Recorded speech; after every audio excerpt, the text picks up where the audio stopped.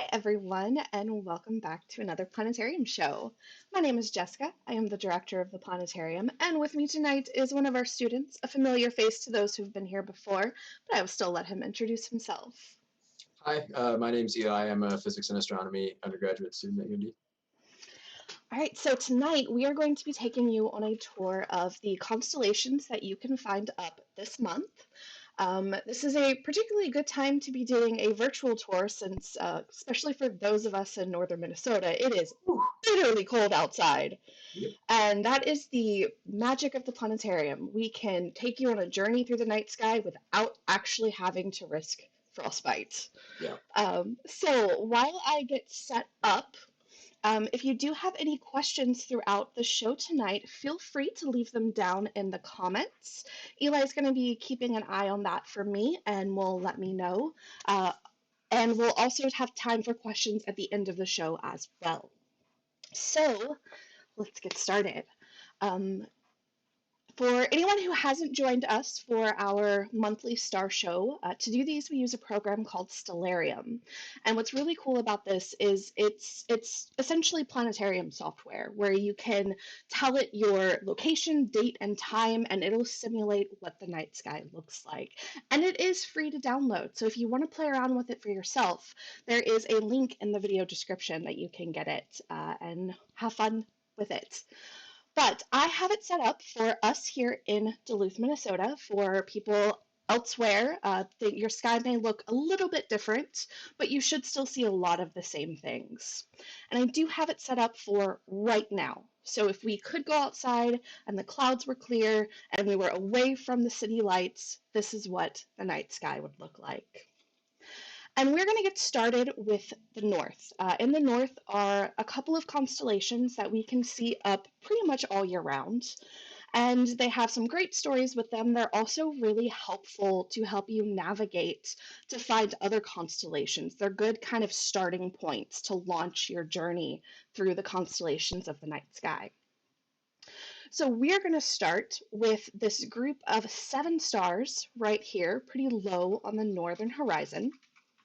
These 7 stars are commonly known as the Big Dipper. We have our handle and then the cup of the Big Dipper. But I have to actually tell you that this is not a constellation. The Big Dipper is what we call an asterism. It's a smaller grouping of stars within a larger constellation. So these 7 stars are the 7 brightest stars in the Greek constellation of Ursa Major, or the Big Bear. And so to see the bear, we're going to have to add in a few more stars. Our handle here is actually the tail of the bear. We have the back, ear, nose, chest, front legs, belly, and back legs. And you might hear my cat Quinn joining in there. She loves talking about constellations too. So once more for our big bear here, we have tail, back, ear, nose, chest, front legs, belly, and back legs. Now, the big bear is not the only bear up in the sky. We do have a little bear, Ursa Minor, and that is also known as the Little Dipper. And so to help us find it, we're actually going to use these front 2 stars in the cup of the Big Dipper, thank you, Quinn, to help us. These are known as the pointer stars, because if you connect them in a line and follow that line, they're going to point you to this bright star here, which is Polaris, also known as the North Star. Now, a lot of people think Polaris is important because they believe it's the brightest star in the nighttime sky. That's not actually the case. I'll show you the brightest star in the nighttime sky in just a little bit. But it is important because it's the only star in the sky that doesn't move. So if I were to speed time up, we would see that all of the stars move across the sky because the Earth is spinning, except for Polaris. And that's because our axis is pointed straight at that star. And that makes it stand still in the sky while everything else moves. I'm going to reset time real quick, put us back to right now.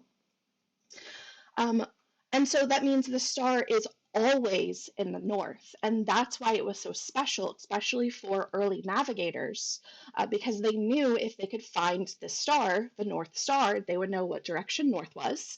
And once you know north, you know your other directions. So that's where the importance came from. But our North Star here is at the end of the handle of the Little Dipper. And so we have the handle and the cup of the Little Dipper. Now, if you've ever gone out and actually tried to find the Little Dipper, you may have had some trouble, and that is totally not your fault. Most of the stars in the Little Dipper, especially these four in the middle here, not very bright. You have to have very dark skies to be able to see them. So usually you will only see the North Star and the two front stars of the cup of the Little Dipper. But our Little Dipper is also our little bear. And so we have a long tail and then a tiny little bear body.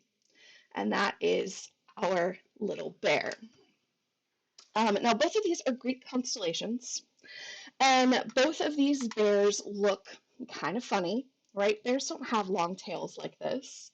And so a lot of people will joke that clearly this shows that the Greeks had never seen a bear before. But there is actually a reason for the bears having such long tails. And so this story starts off with Zeus, king of the Greek gods, center of a lot of Greek stories.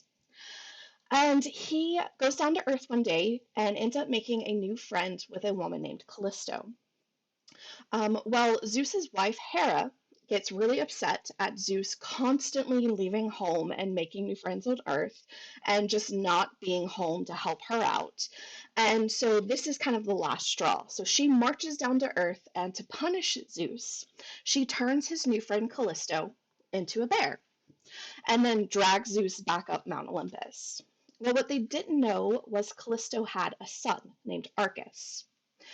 And Arcas, after seeing that his mom hasn't come home, starts to get worried and goes out in the woods to search for her.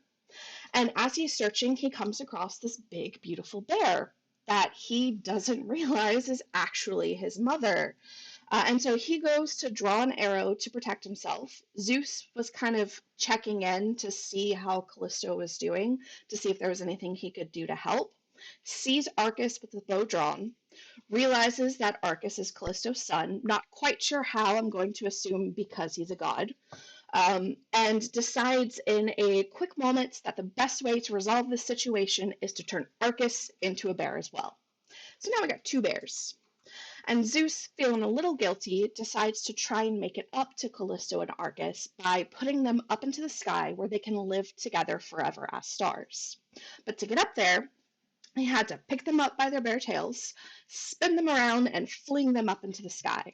And it's that process of being spun and flung that stretched out those bare tails. And that's why we end up with our two bears having such stretched out tails. And our big bear is Callisto, the mama bear, and our little bear is her son, Arcas. And that is the story of the Greek bears. Now, we always like to point out that even though most constellations that people know are Greek, that the Greeks weren't the only ones to see patterns in the sky and use them to make pictures and tell stories. Pretty much all cultures did. From everything, all evidence we have points to everyone noticing patterns and using those in some way, whether it was a calendar, navigation, to tell stories. And so the Greeks are the most well known, but they're not the only ones.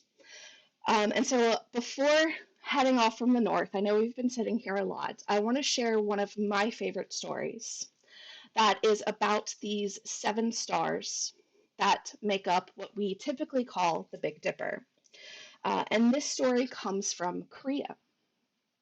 So the story goes that there was a widow and her 7 sons, and they lived happily. She did everything she could to keep her sons well fed and happy.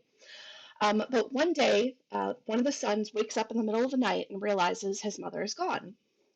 But he doesn't panic, finds out that his mom is back the next day, and It's like, okay, fine, it's cool. But then he wakes up again the next night and finds out that she's gone again.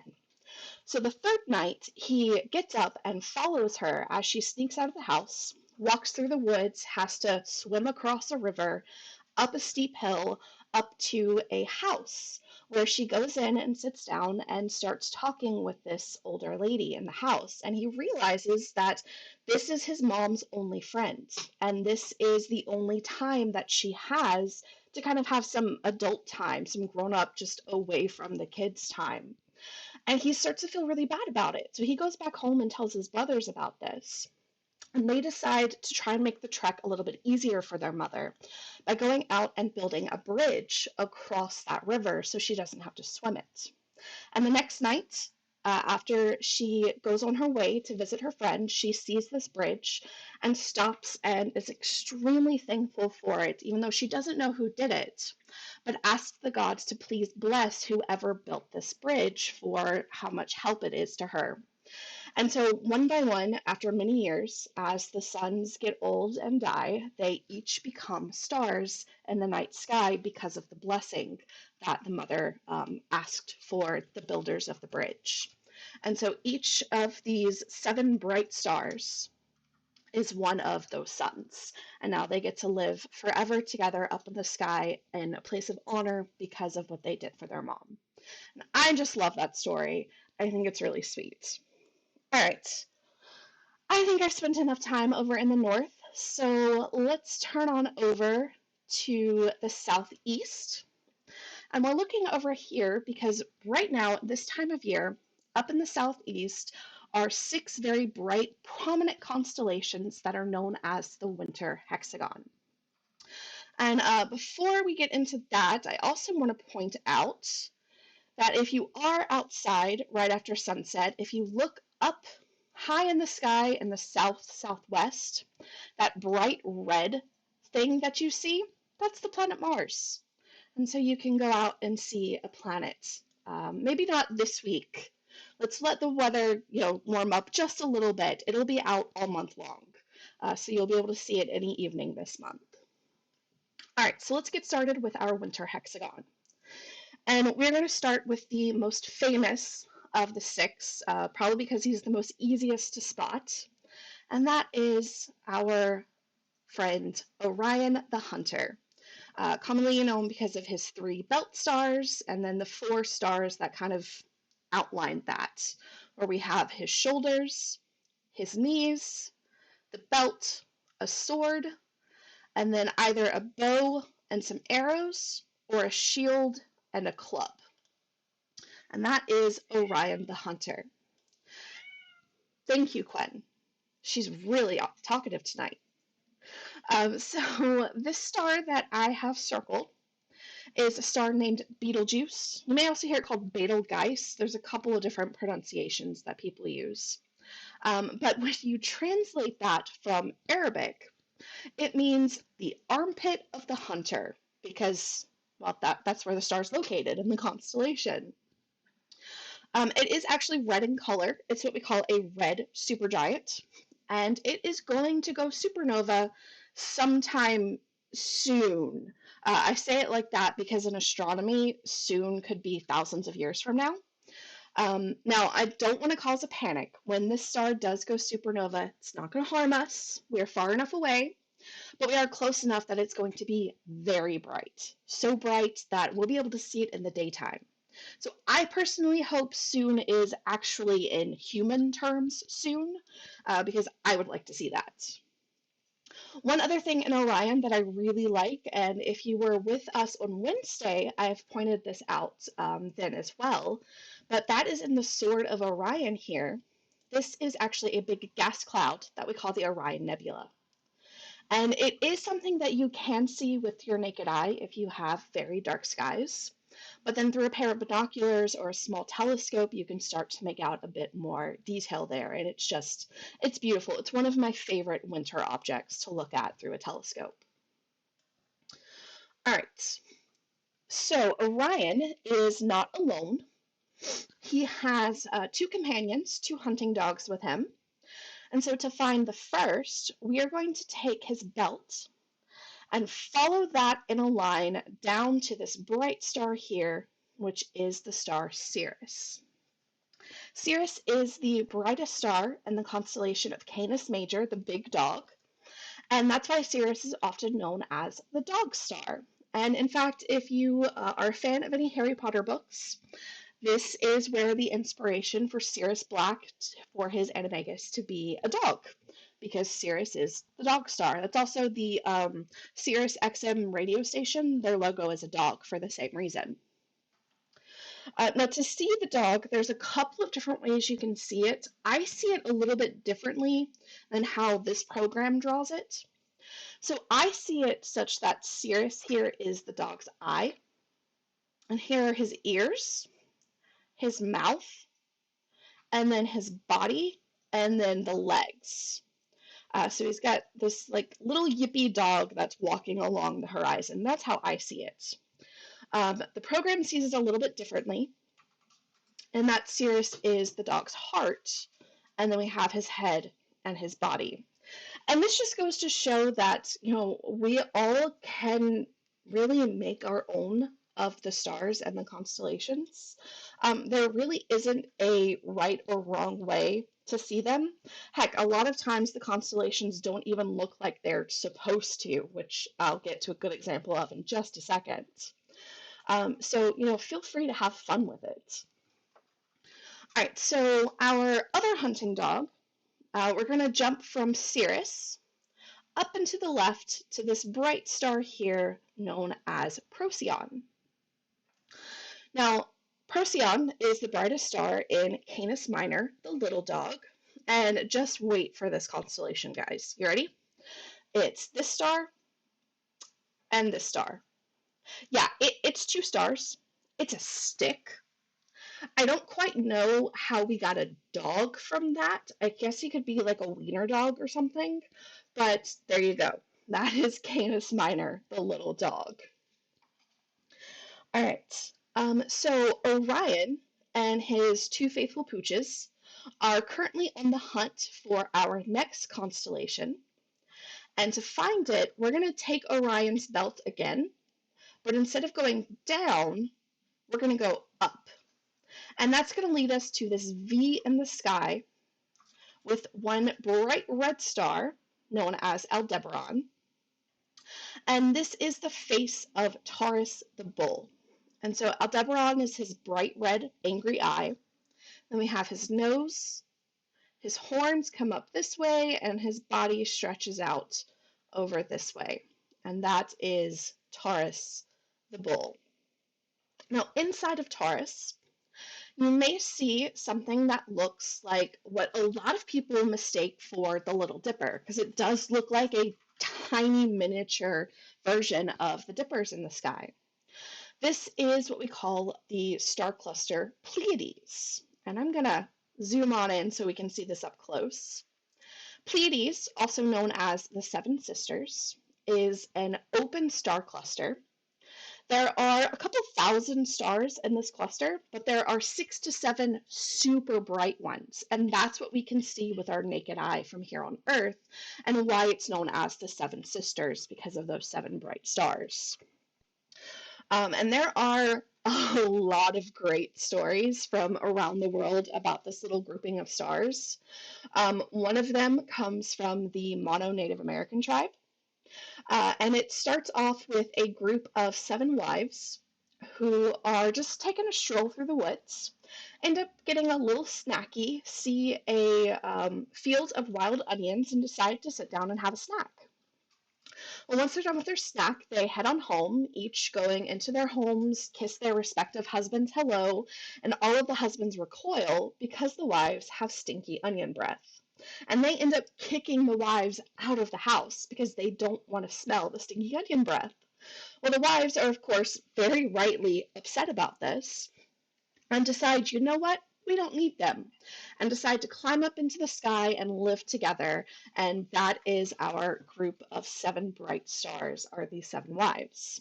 But the story doesn't quite end there, because after a little while, the husbands realized, well, how wrong they were, and decided to climb up into the sky and try and get their wives to come back home. And so these stars that I showed you as the face of Taurus to the mono Native American tribe are the husbands who are coming after their wives to bring them back home. So just a fun little story there. All right, so we have two more constellations now in our winter hexagon. To find our next one, we're going to look up near Taurus, and right near his horn, we're going to see what looks like a squished pentagon. This squished pentagon is Auriga, the charioteer, and this bright star is the star Capella. Now, to see this, it's a little weird to see a chariot, so we kind of picture it as a wheel, the other wheel, the cart to the wagon, and then there's Auriga's head kind of popping out over the top. He's a little turned over. We don't know if that's because Auriga is a bad chariot driver or if something happened, but he is in the middle of being flipped over upside down, which isn't great. And then the last of our winter hexagon sits in between Auriga and our stick that's supposed to be a dog, of our little dog. And here sit the Gemini twins, with the two bright stars being Castor and Pollux. And they are often dubbed the twin stars because they're in Gemini the twins. Castor here has a long body and short little legs.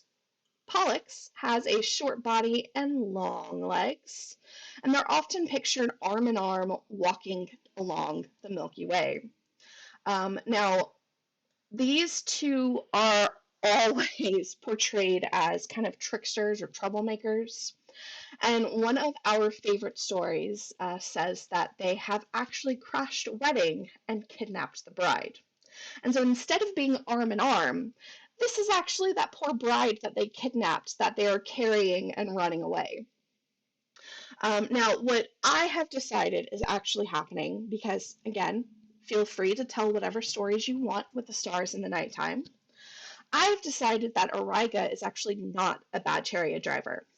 The twins tipped him over, and now they're running away before he can, catch them. So that is our winter hexagon with Canis Major and the bright star Sirius, Orion the Hunter with Betelgeuse, and this one is Rigel. I don't think I mentioned that, but it's the other bright star in Orion. Taurus the Bull with Aldebaran, Auriga the Charioteer with Capella, the Gemini twins with Castor and Pollux, and our little dog with Procyon. And so feel free, once it is, a little bit nicer out, to head out and take a look at the winter hexagon yourself. They are all fairly bright, prominent constellations, easy to find, and they are all visible not too long after sunset. So you can go out and take a look at these for yourself. Now, while you're out there are a few more constellations that you can try and find as well. Over in the, I'm getting turned around. Here we go. Over in the west, took me a second. You can see just starting to set now, right after sunset, one of my favorite constellations.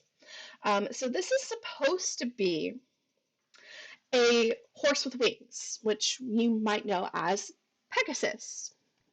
All right, now if you thought Canis Minor, that little dog, was bad, just wait. All right, so here is Pegasus. Ready? This star, this one, and this one. Yeah, it's a square. I really don't know how the Greeks saw a big square in the sky and were like, aha, that is a horse with wings. But there you go. That is Pegasus.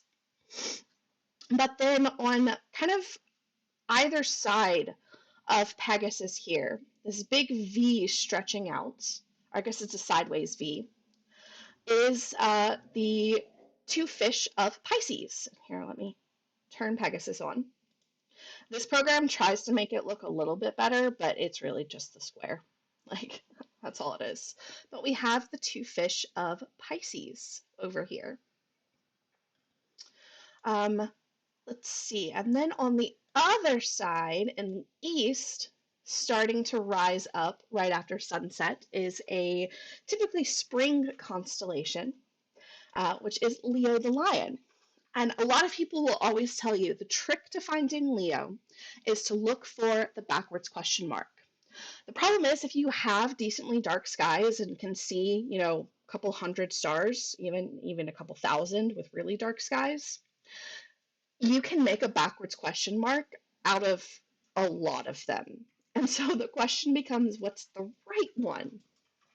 And so to help you find the right backwards question mark, we actually use the Big Dipper here to help us. And so the cup of the Big Dipper, using this star, we can turn into an arrow. And that arrow is going to point us to the correct backwards question mark of Leo the lion. And so we have his head, this bright star, which is the heart of the lion, is Regulus, and then we have the lion's body. And then right in between the Gemini twins and our lion sits Cancer the crab. Now, some of these constellations may sound familiar to you, right? Leo, Cancer, Gemini, Taurus, Pisces, and that's because all of these are zodiac constellations.